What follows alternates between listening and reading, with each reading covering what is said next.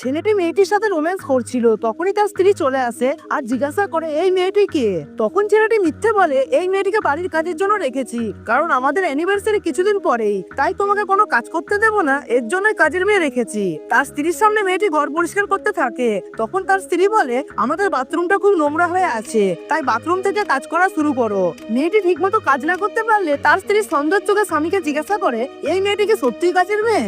সন্দেহ দূর করতে স্বামী কোম্পানির কাজ দেখিয়ে বলে এই কোম্পানি থেকে মেয়েটিকে নিয়ে এসেছি। তার স্ত্রী যখন মেয়েটির উপর নজর রাখতে চায় তখন স্বামী বলে তুমি আরাম করো গা, আমি এই মেয়েটির উপর নজর রাখছি। এরপর ছেলেটি মেয়েটিকে বাড়ি থেকে বের করার জন্য ইচ্ছা করে ফুলদানি ভেঙে দেয়। আওয়াজ শুনে তার স্ত্রী জিজ্ঞাসা করে এখানে কি হচ্ছে। স্বামী মিথ্যে বলে এই মেয়েটি পরিষ্কার করতে গিয়ে ফুলদানিটি ভেঙে ফেলেছে। তারপর স্বামী রেগে যাওয়ার অভিনয় করে মেয়েটিকে বাড়ি থেকে ঘাড় ধাক্কা দিয়ে বের করে দেয়। কিছুদিন পর অ্যানিভার্সারি দিনে তার স্ত্রী সেই মেয়েটিকে তার স্বামীর সামনে নিয়ে আসে আর বলে তুমি হয়তো ভুলে গেছো এই কোম্পানির মালিক আমার বান্ধবী, আর তাদের কোম্পানিতে এই মেয়েটি কাজ করে না।